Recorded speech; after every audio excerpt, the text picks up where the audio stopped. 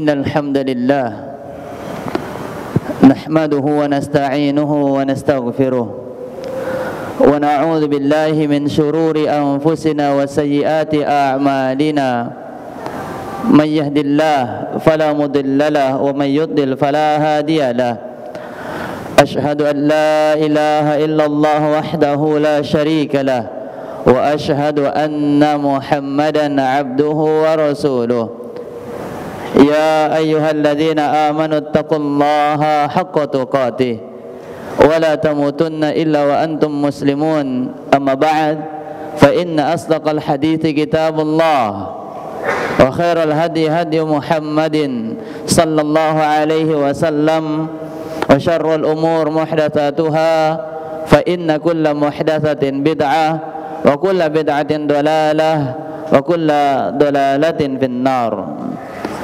Kaum muslimin jamaah salat Jumat rahimani wa rahimakumullahu jami'an. Di antara kemuliaan yang Allah berikan untuk hambanya, Allah hadirkan musim-musim kebaikan. Di antara musim kebaikan yaitu adalah adanya bulan haram. Dan ikhwatal iman, kita saat ini berada di dalam bulan haram, yaitu bulan Al-Muharram, di mana bulan ini adalah merupakan bulan dari musim-musim kebaikan yang Allah anugerahkan untuk hambanya.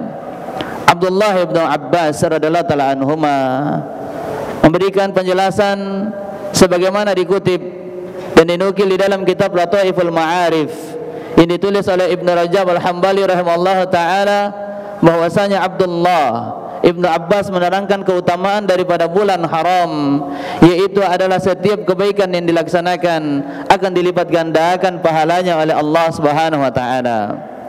Seorang muslim yang cerdas, tatkala dia mengetahui bahwasanya dia berada di musim-musim kebaikan, di setiap kebaikan yang dilaksanakannya akan mendapatkan lipatan ganda balasan dari Allah Tabaraka wa taala yang berkali-kali lipat, maka tentu dia tidak akan membiarkan hari-hari yang dia berada di dalamnya berlalu begitu saja tanpa ada satupun amal kebaikan, tanpa ada satupun amal yang soleh yang dikerjakan untuk meraih pahala yang banyak sebagai timbangan, sebagai tabungan timbangan dia nanti di akhirat kelak di dalam timbangan kebaikannya.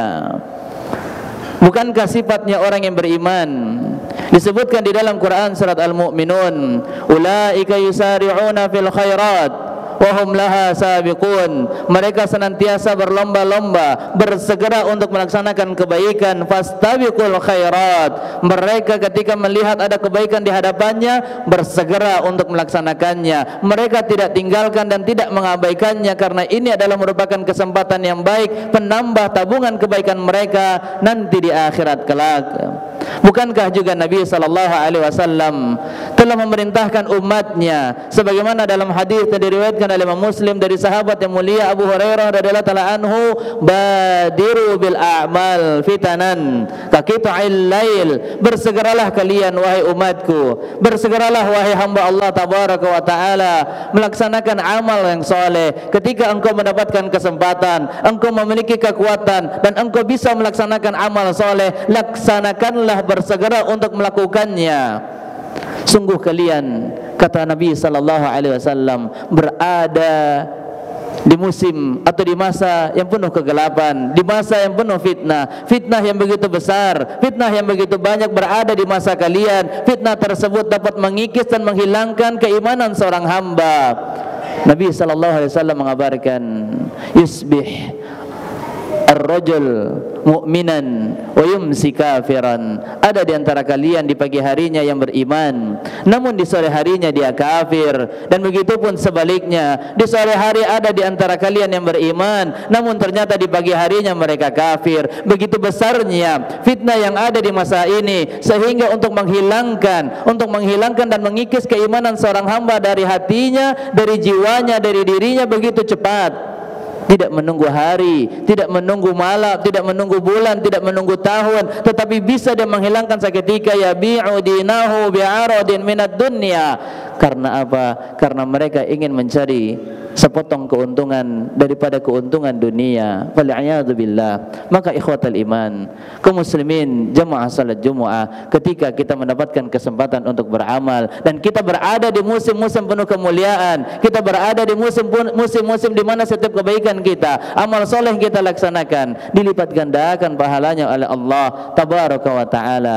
Beramallah. Sungguh seorang hamba ketika dia beramal, maka dia keluar daripada golongan orang-orang yang merugi, maka dia akan termaksud daripada hamba-hamba yang beruntung. Wal 'asr, Allah Subhanahu wa taala telah menegaskan di dalam sumpahnya, demi masa, innal insana lafi khusr, sungguh manusia betul-betul berada di dalam kerugian. Siapa mereka yang tidak merugi dari hambanya Allah tabaraka wa taala?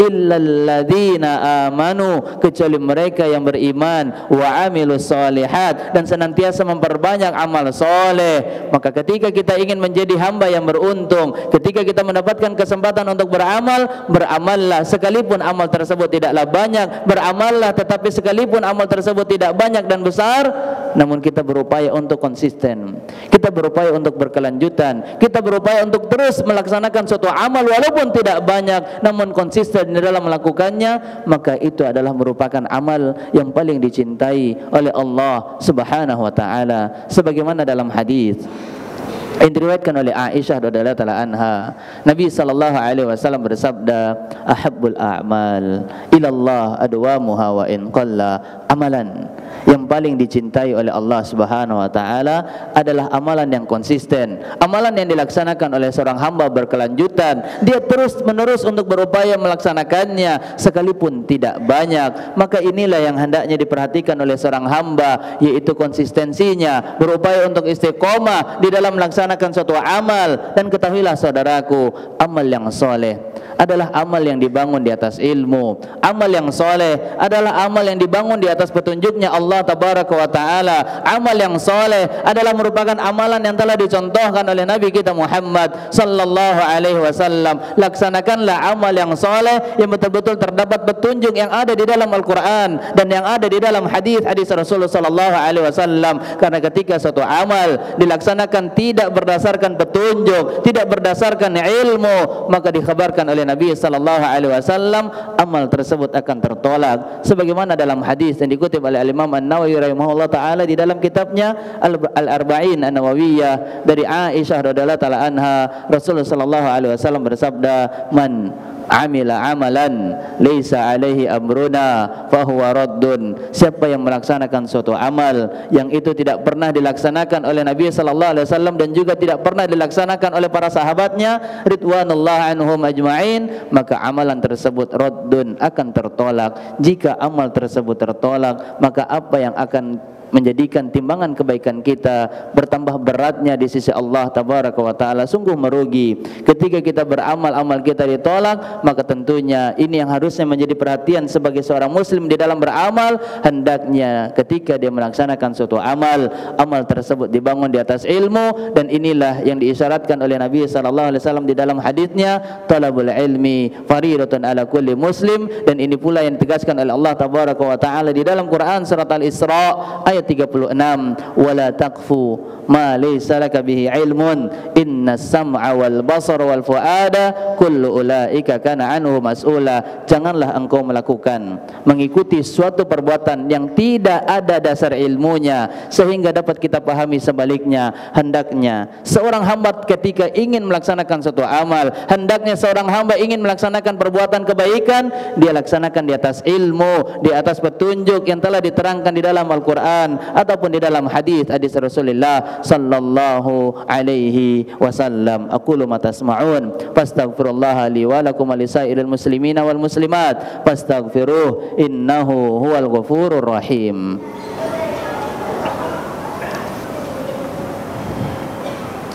Alhamdulillahi wa kafa, wassalatu wassalamu ala nabiyil mustafa wa ala alihi wa ashabihi al-mujtaba, amma ba'd.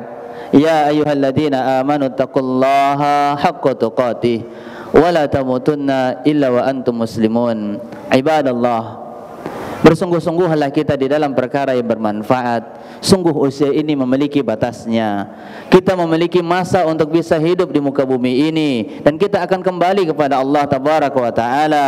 Inna lillah wa inna ilaihi raji'un. Maka berbahagialah kita tatkala kita bertemu dengan Allah tabaraka wa taala, kita membawa banyaknya tabungan-tabungan amal kebaikan. Kita membawa hati-hati yang bersih, yang senantiasa dihiasi dengan amal soleh, hati yang bersih yang senantiasa dihiasi dengan akhlak-akhlak yang mulia, akhlak yang telah diajarkan dan dicontohkan oleh Nabi Muhammad sallallahu alaihi wasallam. Nabi sallallahu alaihi wasallam mengatakan, ihris ala ma yanfa'uk. Bersungguh-sungguhlah di dalam perkara yang bermanfaat untuk kita, dan tidak ada lagi perkara yang bermanfaat untuk kita melebihi daripada amal soleh yang kita laksanakan untuk Allah tabaraka wa taala. Wasta'in billah, dan mintalah pertolongan kepada Allah. Sungguh manusia ini adalah makhluk yang lemah. Kekuatan untuk bisa melaksanakan merupakan kekuatan dari Allah tabaraka wa taala. Kemampuan untuk bisa mengerjakan amal soleh ini merupakan pemberian dari Allah tabaraka wa taala. Waktu untuk bisa melaksanakan amal soleh ini juga adalah merupakan waktu pemberian dari nikmat Allah tabaraka wa taala. Maka mintalah kepada Allah, karena sungguh manusia tidaklah memiliki upaya dan kekuatan melainkan semuanya datang dari Allah tabaraka wa taala. La haula wala quwwata illa billah. Maka mintalah pertolongan Allah, mintalah bantuan Allah tabaraka wa taala, agar senantiasa Allah berikan pertolongan dan bantuannya. Mudah bagi kita untuk mengingatnya, mudah bagi kita untuk bersyukur kepadanya, dan mudah bagi kita untuk bisa melaksanakan ibadah sebaik-baiknya kepada Allah subhanahu wa taala. Di antara doa yang diajarkan oleh Nabi sallallahu alaihi wasallam, yang senantiasa kita berupaya untuk membacanya, memintanya kepada Allah tabaraka wa taala, agar kita diberikan bantuan untuk mudah berzikir kepada Allah, bantuan untuk mudah bersyukur kepada Allah, bantuan dari Allah agar bisa kita menghadirkan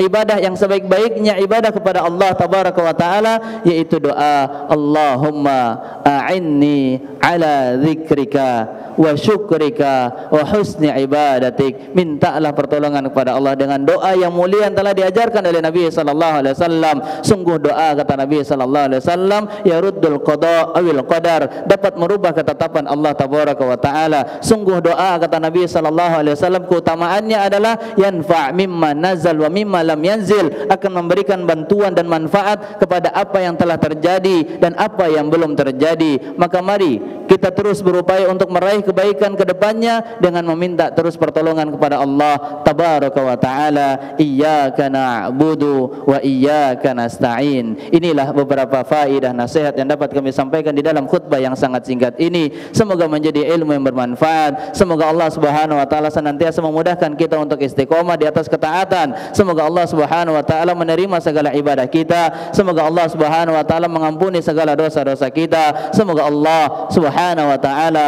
mewafatkan kita semuanya dalam keadaan husnul khatimah. Innallaha wa malaikatahu yusalluna 'alan nabi ya ayyuhalladzina amanu sallu 'alaihi wa sallimu taslima.